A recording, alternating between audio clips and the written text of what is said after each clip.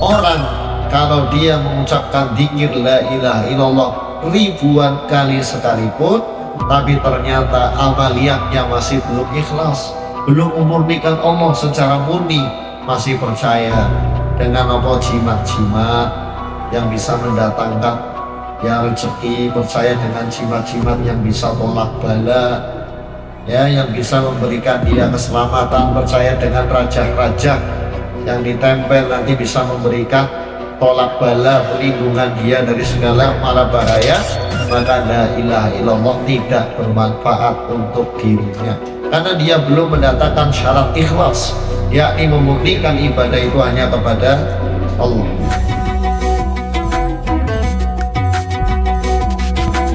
Bismillahirrahmanirrahim. Assalamualaikum warahmatullahi wabarakatuh. Waalaikumsalam warahmatullahi wabarakatuh. Alhamdulillahi rabbil alamin wal aqibatu lil muttaqin wala udwana illa 'alal zalimin. Asyhadu an la ilaha illallah wahdahu la syarika lah qayyumus samawati wal ardin wa dzul uluhiyyati wal ubudiyyati ala khalqihi ajma'in. Wa asyhadu anna Muhammadan abduhu wa rasuluh khatamun nabiyyin wa imamul muttaqin wa sayyidul mursalin sallallahu alaihi wa ala alihi wa sahbihi wa man tabi'ahum bi ihsanin ila yaumiddin. Qala Allah ta'ala fi kitabihil karim,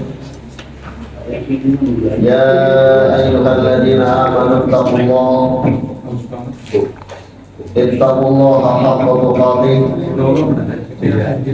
wa la tamutunna illa wa antum muslimun. Amma ba'd. Ma'asyiral hadirin, Bapak Ibu, saudara-saudaraku jamaah salat maghrib rahimani wa rahimakumullah. Alhamdulillah, kembali kita mensyukuri nikmat Allah, kembali kita memuji, menyanjung Allah Azza wa Jalla, Rabb yang telah banyak memberikan kita kenikmatan yang tentu tidak akan sanggup untuk kita hitung satu persatu, karena terlalu banyak nikmat yang Allah Ta'ala curahkan kepada kita. Kewajiban kita mensyukuri seluruh nikmat yang Allah Ta'ala curahkan kepada kita dengan 3 rukun syukur yang disebutkan oleh para ulama. Mensyukuri dengan lisan dengan mengucapkan alhamdulillah, mensyukuri dengan hati dengan meyakini bahwa seluruh nikmat yang kita dapatkan itu semata-mata hanya dari Allah. Mensyukuri dengan anggota badan, yakni menggunakan setiap nikmat yang kita dapatkan dalam rangka ketaatan. Itulah cara mensyukuri nikmat-nikmat Allah Tabaraka wa Ta'ala. Dan alhamdulillah kita dipersuakan kembali pada kesempatan kali ini dengan izin dan taufik dari Allah Tabaraka wa Ta'ala. Semoga Allah Ta'ala menjadikan duduknya kita, majelis ilmu kita pada kesempatan malam hari ini sebagai amal soleh yang memberatkan timbangan kita kelak di akhirat. Allahumma amin ya rabbal alamin. Para jamaah rahimani wa rahimakumullah, kita masih melanjutkan kitab At-Tauhidul Muyassar, tauhid yang mudah dan sistematis. Belajar tauhid dengan mudah, dengan sistematis. Pada kesempatan malam hari ini kita sampai pada pembahasan La ilaha illallah. Apa sebenarnya makna La ilaha illallah? La ilaha illallah itu terdiri dari berapa rukun? Dan kapan seorang manusia mendapatkan manfaat dari perkataan La ilaha illallah?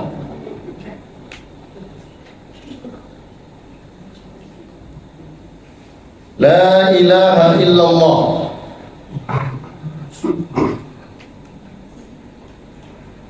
ini adalah salah satu ayat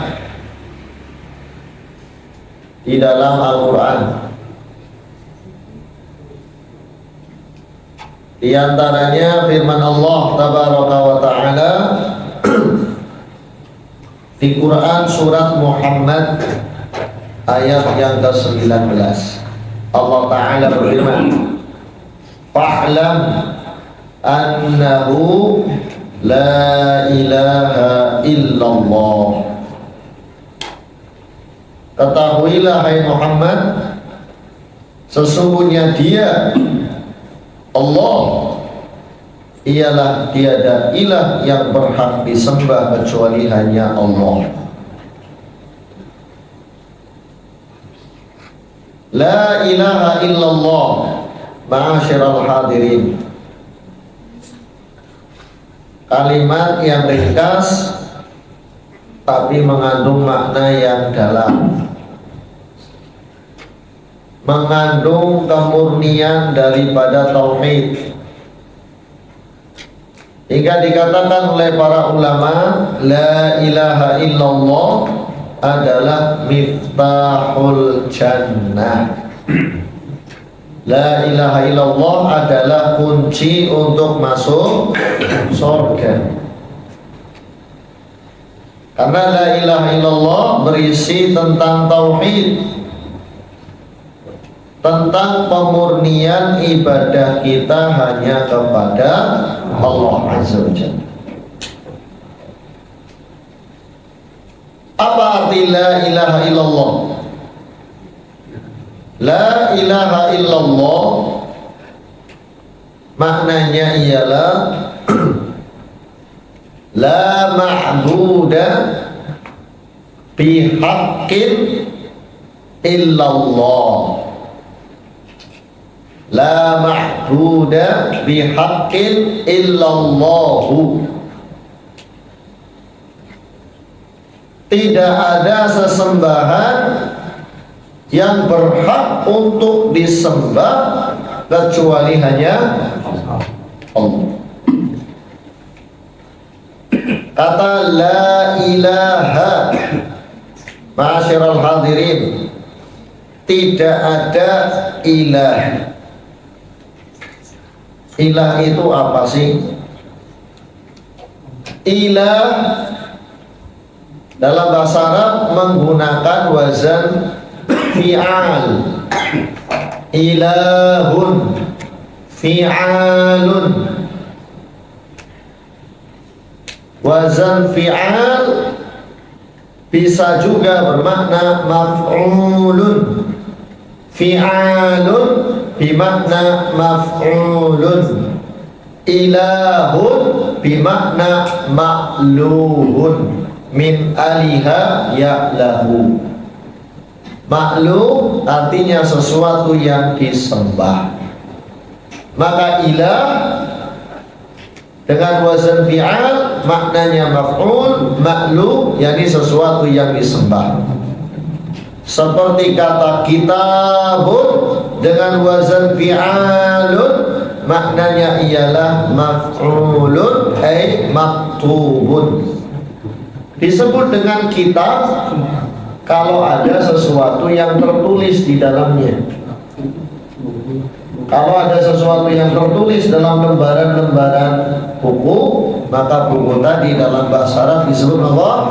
Kitabun. Maka kata ilahun maknanya ma'luhun, yakni sesuatu yang disembah. Dia dinafikan dengan la. La di sini adalah la an-nafiyah linafi al-jinsi, ta'malu amala inna, yang beramal dengan amalannya inna, tansibul isma wa tarfa'u al-khobar, menasabkan isim dan merafakan khobar. Tapi isim la an-nafiyah di sini dia mabniyun 'alal fathi fi mahalli nasbin. La ilaha mabni 'alal fathi fi mahalli nasbin, isim la. Khobarnya mana? Mahdhuf. La ilaha ada khobar yang mahdhuf. Illa biistisna Allahu, kecuali Allah, sebagai badal daripada khobar yang mahdhuf.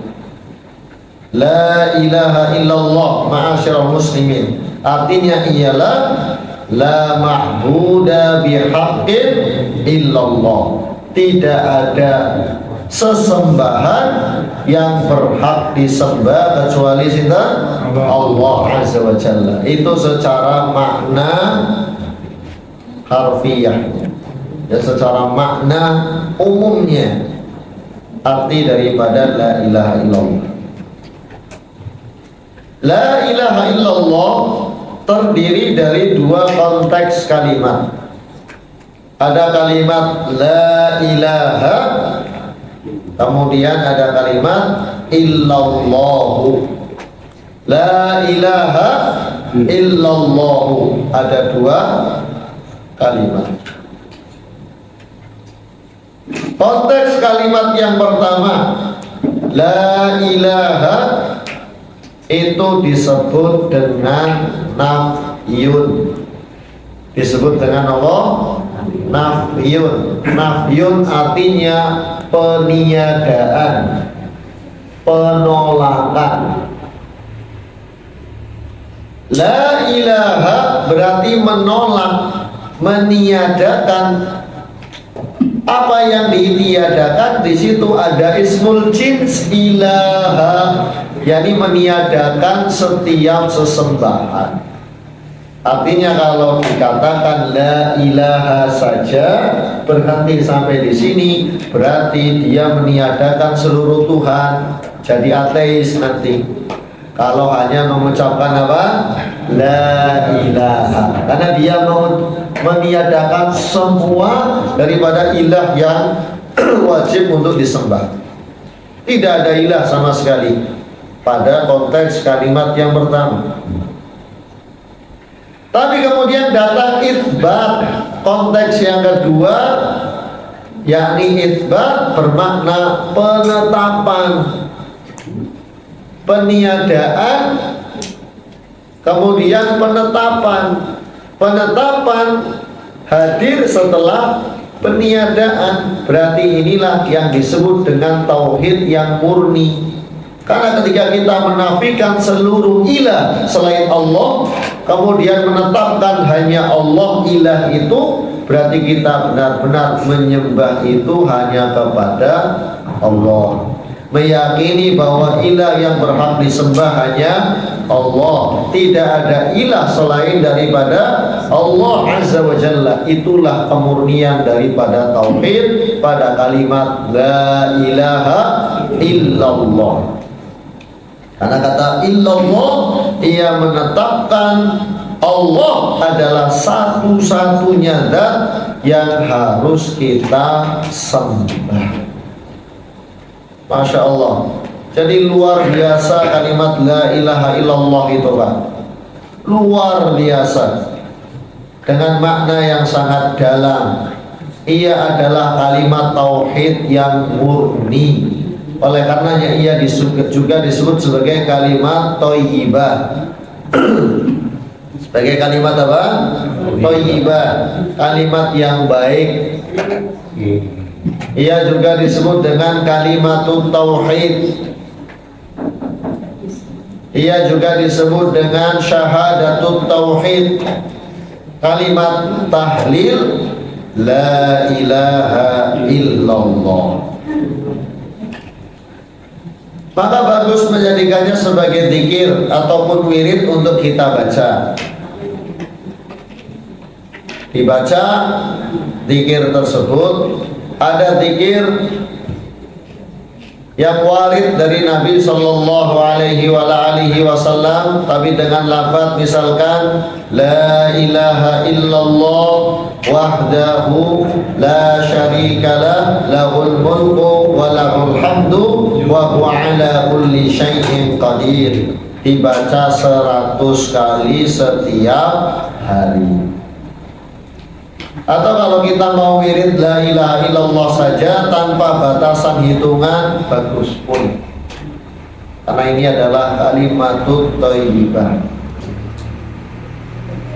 Dan kita mesti memahami maknanya. Ma'asyiral hadirin rahimani wa rahimakumullah. Oleh karenanya kita sampaikan pada kesempatan kali ini, karena pentingnya kita untuk memahami makna la ilaha illallah. Dan pentingnya untuk kita mengamalkan konsekuensi daripada la ilaha illallah. Baik.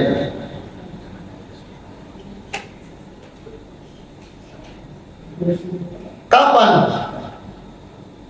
seorang hamba mendapatkan manfaat dari perkataan la ilaha illallah?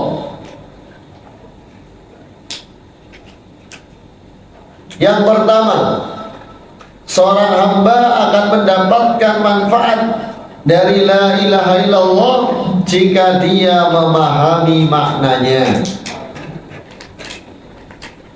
Jika ia memahami maknanya. Maknanya tadi sudah kita sebutkan, bahwa tiada ilah yang berhak disembah kecuali hanya Allah tabaraka wa ta'ala. Bahwa la ilaha illallah itu terdiri daripada 2 rukun. Ada nafiyun, ada itsbat. Ada peniadaan, ada penetapan. Meniadakan setiap ilah dan menetapkan ilah itu hanya Allah. Jadi kita harus memahami makna la ilaha illallah tersebut, meskipun maknanya secara mujmal, secara global, tapi kita harus paham. Yang kedua, kita bisa mengambil manfaat daripada la ilaha illallah jika kita beramal dengan konsekuensinya. Apa konsekuensi la ilaha illallah? Ialah beribadah hanya kepada Allah dan meninggalkan seluruh peribadatan kepada selain Allah. Itu konsekuensinya, Pak. Maka barang siapa yang memiliki 2 macam perkara ini, la ilaha illallah itu bermanfaat baginya. La ilaha illallah itu akan memasukkan dirinya ke dalam surga. Meskipun ketika dia wafat itu tidak mengucapkan la ilaha illallah. Tapi kalau bisa mengucapkan la ilaha illallah sebelum wafat, fabiha wa ni'mah, maka itu keutamaan di atas keutamaan. Tapi andaikan ada orang wafat, kemudian dia langsung wafat tidak sempat mengucapkan la ilaha illallah, asalkan dia memiliki 2 perkara ini, memahami makna la ilaha illallah dan mengamalkan konsekuensinya, maka pasti dia masuk ke dalam surga, karena dia adalah orang yang bertauhid kepada Allah, karena dia adalah orang yang mengamalkan la ilaha illallah. Dalam hadis Nabi Shallallahu Alaihi Wasallam bersabda, "Man akhiru kalamihi la ilaha illallah dakhalal jannah." Barang siapa yang akhir ucapannya la ilaha illallah, pasti masuk surga. Akhir ucapan itu bisa bermakna dua perkara, Pak. Yang pertama, akhir ucapan secara hakiki, yakni sebelum dia wafat dia mengucapkan dengan lisannya la ilaha illallah. Ini akhir ucapan secara hakiki. Oleh karena itu disunnahkan, dianjurkan ketika kita melihat seorang yang sedang istighdhar, yang sedang sakaratul maut, untuk mentalkinnya dengan Allah la ilaha illallah. Bagaimana cara mentalkin, Mbak? Cara mentalkin orang yang sedang sakaratul maut, yakni kita datangi beliau yang sedang menghadapi sakaratul maut. Andaikan kita berwudu terlebih dahulu, maka itu lebih baik, karena itu lebih berkah. Tabaruk dengan amal soleh, yakni wudu. Kemudian kita ucapkan di telinga kanannya dengan pelan namun jelas, la ilaha illallah. Apa? Diucapkan satu kali saja. Kemudian kita menunggu responnya. Apakah dia merespon ucapan kita dengan ikut mengucapkan la ilaha illallah ataupun tidak? Ditunggu, Pak. Kayaknya lagi umet-umet begitu ya. Dengarkan, mengucapkan tidak. Kalau sudah agak lama tidak terdengar dari mulutnya la ilaha illallah, maka ucapkan sekali lagi la ilaha illallah. Tunggu sampai dia merespon. Kalau ternyata alhamdulillah dia bisa merespon la ilaha illallah, sudah cukup. Dan kita pastikan dia tidak mengucapkan perkataan apapun setelah itu sampai dia wafat. Kalau wafat, alhamdulillah, berarti akhir perkataannya adalah la ilaha illallah. Tapi setelah dia mengucapkan la ilaha illallah, ternyata dia merecok dengan ucapan-ucapan lain gak jelas, misalkan, kita talqin sekali lagi sampai la ilaha illallah itu menjadi akhir ucapannya. Tapi jangan sampai kita mengucapkan la ilaha illallah itu bertubi-tubi, Pak. Ya, itu tidak diperkenankan. Kata Syekh Muhammad bin Shalih Al-Utsaimin, yang seperti ini menjadikan orang itu marah. Lagi sekarat begitu malah diomai la ilaha illallah, la ilaha illallah. Ya, yang seperti itu malah dia marah. Nah, kalau marah nggak mau ngomong la ilaha illallah, bagaimana? Ya, na'udzubillahi min dzalik. Oleh karenanya tadi kaifiatnya, cara untuk mentalqin mayit la ilaha illallah. Dan jangan difahami bahwasanya yang penting mengucapkan lafaz Allah, karena la ilaha illallah itu pun panjang. Ya tidak, ada yang bilang la ilaha illallah itu panjang, Ustaz. Gimana nanti kalau dia mengucapkan la ilaha kemudian mati di situ? Ya, kawat, karena tadi kata la ilaha artinya apa? Tidak ada sesembahan. kita katakan innamal a'malu binniyat. Sesungguhnya seseorang itu tergantung dengan niatnya. Kalau niatnya dia la ilaha illallah sempurna, ya dia matinya dalam kondisi mengucapkan la ilaha illallah. Jadi jangan cuma ditalkin Allah, Allah, Allah saja, tidak. Tapi diucapkan la ilaha illallah. Karena kata Syekhul Islam Ibnu Taimiyah bahwa mengucapkan lafaz Allah saja itu tidak berisi pujian. Allah, Allah, Allah, Allah itu bukan pujian, Pak. Itu hanya menyebut Allah. Berisi pujian itu kalau ada tambahan lafaz yang lain. Makanya zikir itu yang warid dari Nabi tidak ada ucapan Allah saja, pasti ada tambahannya. Misal subhanallah, artinya apa? Maha suci Allah. Alhamdulillah, ada alhamdulillah. Allahu akbar. Tidak ada zikir dari Nabi Sallallahu Alaihi Wasallam yang sahih itu hanya mengucapkan lafaz Allah, Allah, Allah, Allah saja. Apalagi dengan domir hu. Maka itu bukan zikir yang syar'i, bukan zikir yang diajarkan Nabi Sallallahu Alaihi Wasallam. Maka ditalkin dengan kalimat yang lengkap, la ilaha illallah. Ini makna yang pertama, Pak. Jadi man akhiru kalamihi la ilaha illallah, barang siapa yang akhir perkataannya la ilaha illallah, dakhalal jannah, maka dia masuk surga. Makna yang pertama, yakni perkataan secara hakiki. Makna yang kedua, akhir perkataannya maksudnya ialah akhir prinsipnya. Meskipun dia tidak mengucapkannya. Karena boleh jadi seorang matinya itu tiba-tiba, gitu bukan? Mana sempat dia mengucapkan la ilaha illallah, bisa apa? Kecelakaan. Kan begitu. Tiba-tiba meleng begitu, kecelakaan, meninggal di tempat. Mana sempat dia mengucapkan la ilaha illallah. Tapi kalau dia selama hidupnya mengerti makna la ilaha illallah dengan benar, beramal dengan konsekuensi la ilaha illallah, mentauhidkan Allah saja, menjauhi segala sesembahan selain daripada Allah, beribadah hanya kepada Allah, masuk surga.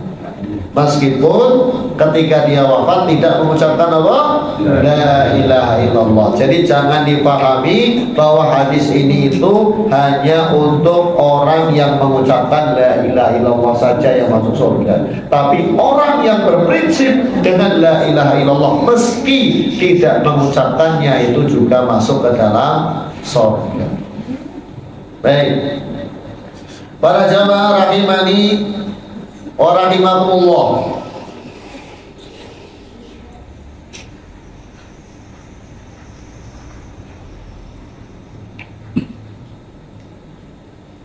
Apa konsekuensi daripada la ilaha illallah?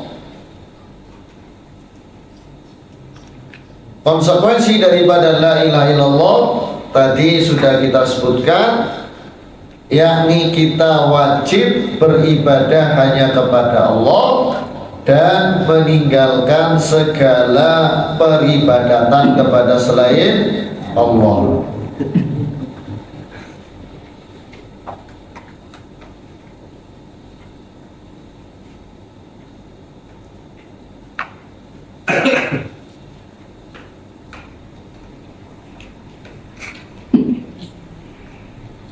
Kemudian yang berikutnya, ma'asyiral hadirin rahimani wa rahimakumullah, ialah syarat daripada la ilaha illallah.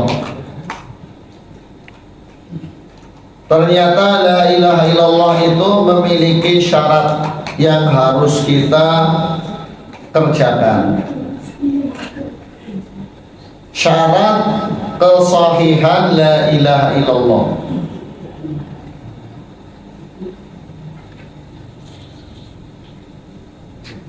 Syaratnya ada 8, Pak. Yang pertama, al-ilmu al-munafi lil jahli.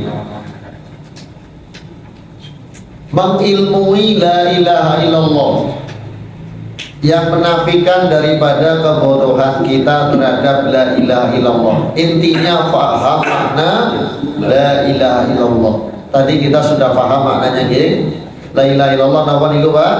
Yakni meyakini bahwa tidak ada ilah yang berhak disembah kecuali Allah. Itu makna ilmu dengan la ilaha illallah. Kita semua sudah tahu ilmunya sekarang. Yang kedua, nah sekarang al-yaqinu al-munafi lisyak. Harus yakin dengan ucapan itu. Kita mesti yakin, tidak ada keraguan bahwa memang tidak ada ilah yang berhak disembah kecuali hanya Allah. Yakin, Pak, bahwa ilah satu-satunya niku sinten? Allah Azza wa Jalla. Yang ketiga, al-ikhlasu al-munafi lisyirki. Harus ikhlas, memurnikan la ilaha illallah kita semata-mata hanya untuk Allah, bukan pada selain Allah. Artinya kita mengucapkan la ilaha illallah benar-benar mentauhidkan Allah secara murni. Tidak boleh memiliki keyakinan-keyakinan lain yang itu merupakan kesyirikan. Orang kalau dia mengucapkan dzikir la ilaha illallah ribuan kali sekalipun, tapi ternyata amaliyahnya masih belum ikhlas, belum memurnikan Allah secara murni, masih percaya dengan apa jimat-jimat yang bisa mendatangkan ya rezeki, percaya dengan jimat-jimat yang bisa tolak bala, ya, yang bisa memberikan dia keselamatan, percaya dengan raja-raja yang ditempel nanti bisa memberikan tolak bala, perlindungan dia dari segala mara bahaya, maka la ilaha illallah tidak bermanfaat untuk dirinya karena dia belum mendatangkan syarat ikhlas, yakni memurnikan ibadah itu hanya kepada Allah. Yang keempat, as-sidqu al-munafi lil kadhibi. Harus jujur, Pak. Kita mengucapkan la ilaha illallah itu bukan formalitas, tapi jujur dari dalam hati kita. Karena kalau orang mengucapkan la ilaha illallah cuma formalitas, ternyata hatinya itu masih menyekutukan Allah, maka la ilaha illallah tidak bermanfaat bagi dirinya. Kemudian yang kelima, al-mahabbatu al-munafiyatu lil bughdi. Harus cinta. Kita mengucapkannya dengan perasaan cinta, bukan terpaksa, ya, bukan karena kita itu benci, tidak, tapi apa? Benar-benar cinta. Yang keenam, al-inqiyadu al-munafi litarki. Kita benar-benar patuh dan tunduk pada konsekuensi daripada la ilaha illallah. Yang ketujuh, al-qabulu al-munafi liraddi, yakni menerima segala konsekuensi daripada la ilaha illallah, menerimanya dengan lapang dada, ridho dengan la ilaha illallah. Dan yang kedelapan, al-kufru bima yu'badu min dunillah, yakni kita mengingkari seluruh berhala-berhala, seluruh sesembahan-sesembahan selain daripada Allah. Ini hanya perincian saja, Pak. Tapi intinya tadi bahwasanya konsekuensi daripada la ilaha illallah niku napa? Kita benar-benar ibadah itu hanya kepada Allah dan menafikan seluruh peribadatan selain daripada Allah. Itulah konsekuensi utama daripada la ilaha illallah. Kalau tadi hanya penjabaran secara perincian saja, tapi kalau kita sudah melakukan konsekuensi yang tadi saya sebutkan, maka itu sudah mencukupi. Basiral hadirin rahimani wa rahimakumullah. Maka barang siapa yang berprinsip dengan prinsip seperti ini, Pak, maka dia pasti masuk ke dalam surga. Pasti, Pak, jaminan. Asalkan dia wafatnya di atas prinsip ini.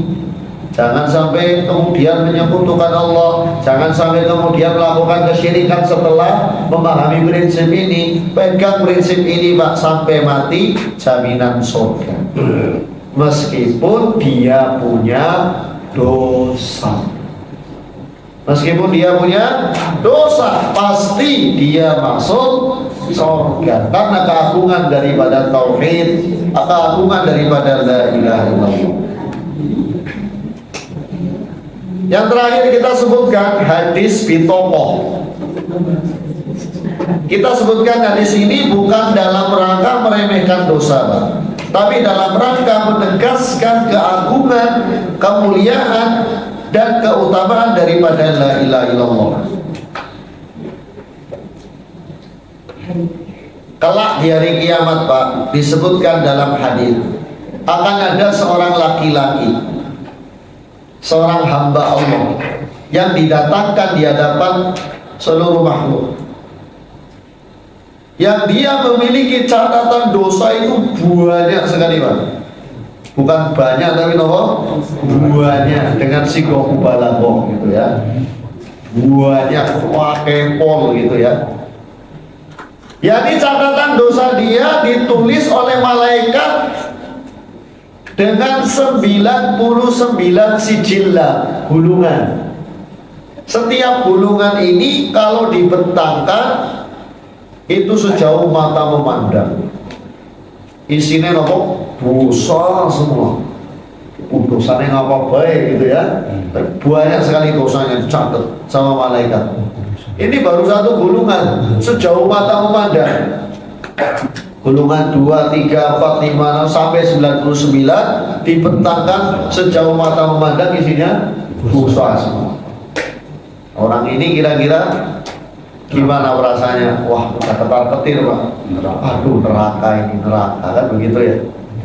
Tapi Allah Tabaraka wa Ta'ala Maha Pemurah, kemudian meminta untuk mendatangkan amalan yang dikerjakan oleh orang ini.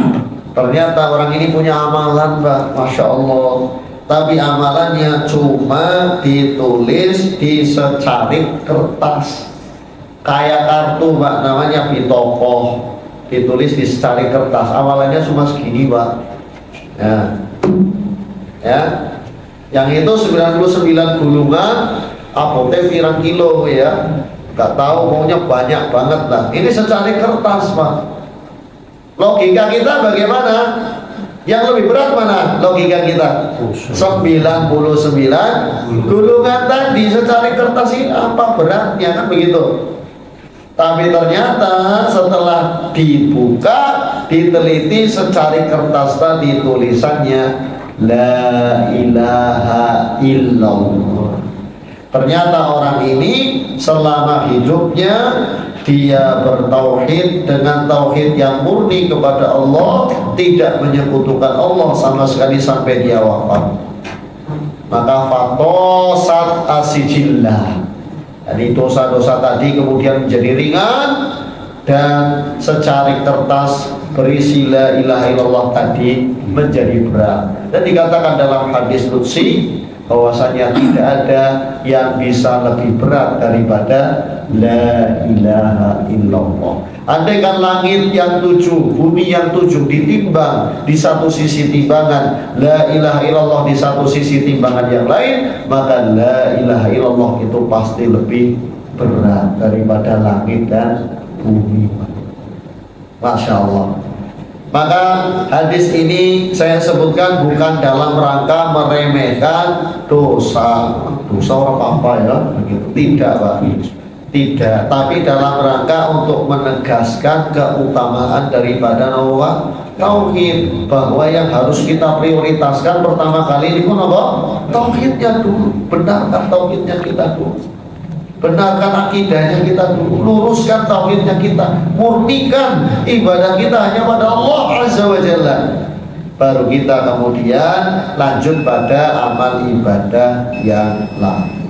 Wallahu ta'ala a'lam bis-shawab. Sampai sini ada yang tanyakan para jamaah? Oh, mungkin 1-2 pertanyaan boleh sebelum kita tutup.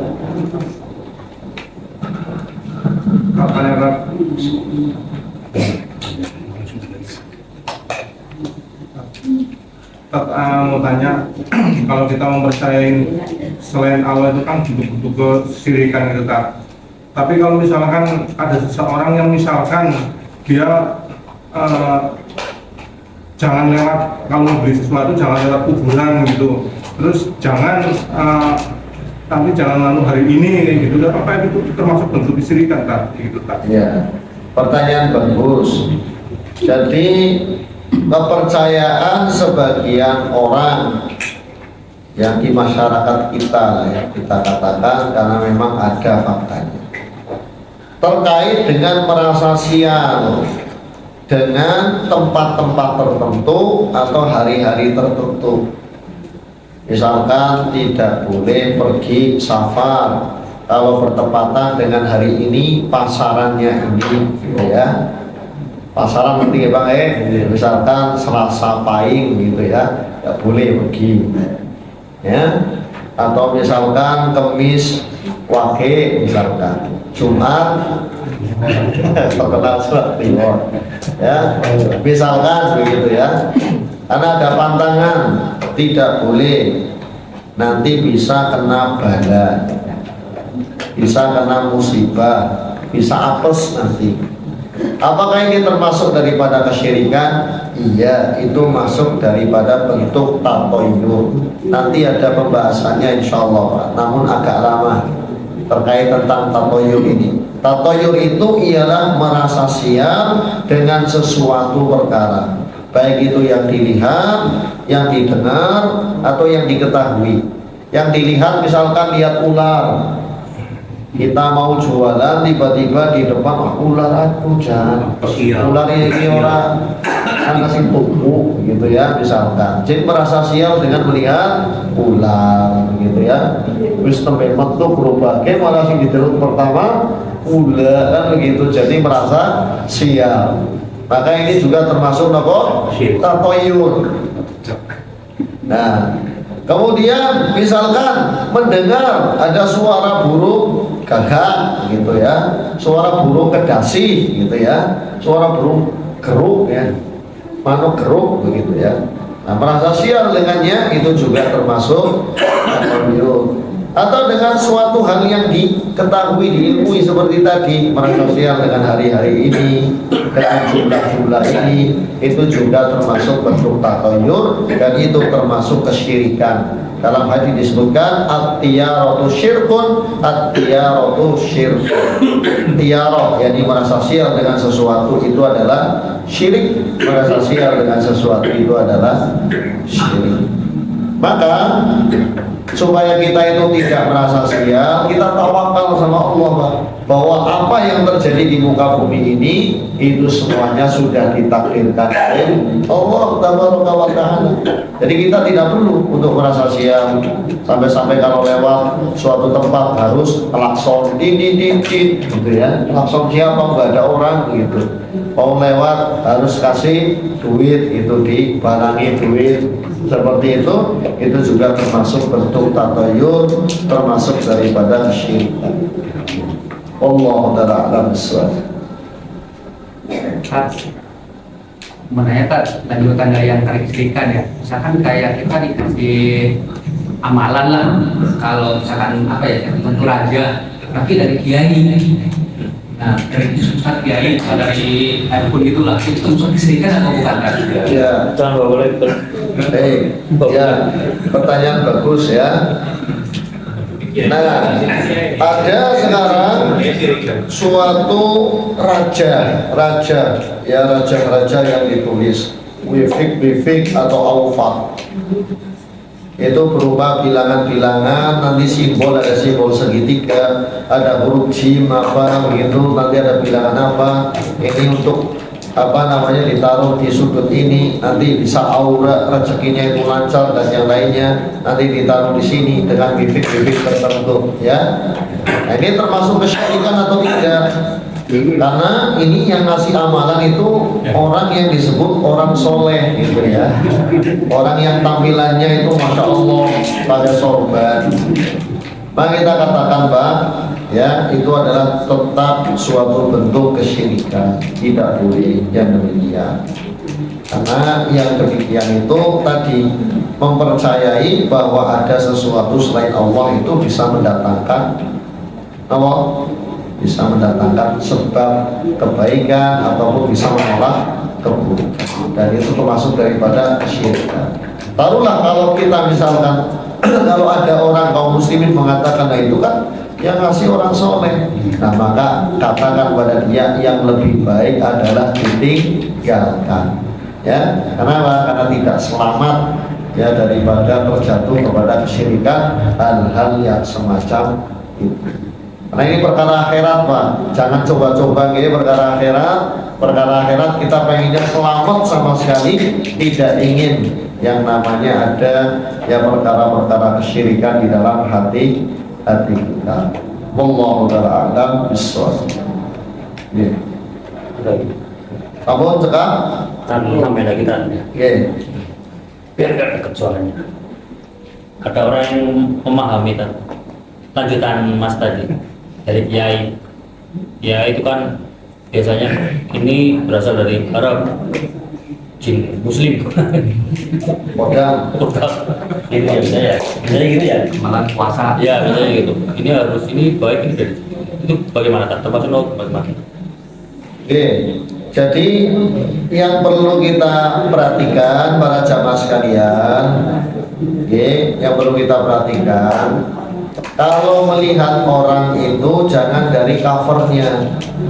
Don't judge the book by the cover, gitu ya. Orang Cilacap bilang ya, don't judge the book by the cover. Jangan kalian nilai suatu buku itu dengan covernya, tapi nilai itu dengan apa? Isinya. Kalau casingnya bagus, masya Allah ya, pakai sorban gitu, pakai jubah gitu ya, masya Allah lah. Casingnya orang soleh sekali. Tapi ternyata amaliyahnya adalah amaliyah yang mengandung kesyirikan. Itu ada, Pak, dan fakih dan nyata yang demikian. Ya, maka kita harus lihat seseorang itu berdasarkan amaliyahnya, berdasarkan akidahnya, berdasarkan prinsip beragamanya, itu yang paling penting. Kalau dia prinsip beragamanya lurus baik, nah itulah yang kita ikuti. Maka kalau tidak, maka hati-hati, Pak, hati-hati yang demikian. Karena yang demikian itu memang banyak mengecoh orang-orang awam.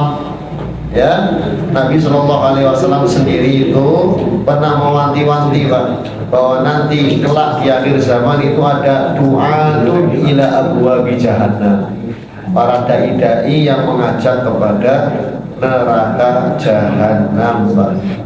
Itu yang ketiga yang bersabda dalam Nabi Sallallahu Alaihi Wasallam bahwa ada du'atun, ada dai-dai, ada ya orang-orang yang casingnya saleh itu ngajak itu kami kepada neraka jahanam. Nah, bagaimana kita tahu tadi bertauhid atau tidak? Amaliyahnya bagaimana? Itu yang dilihat tuh. Sanes casingnya top, apakah itu dari Arab, dari Yaman, dari Yordania, dari Dubai, dari mana, macam-macam. Namanya kalau dari manapun, lihat akidahnya, lihat prinsip beragamanya, mengamaliyahnya syirik atau tidak, begitu. Kalau benar maka silakan, kalau tidak maka jangan di. Wallahu ta'ala a'lam bishawab. Baik, para jamaah rahimani wa rahimakumullah, insyaallah kita cukupkan sampai di sini. Semoga bermanfaat. Kurang lebihnya mohon maaf. Akhir da'wana alhamdulillahi rabbil alamin. Subhanakallahumma wa bihamdika asyhadu an la ilaha illa anta astaghfiruka wa atubu ilaik. Assalamualaikum warahmatullahi wabarakatuh.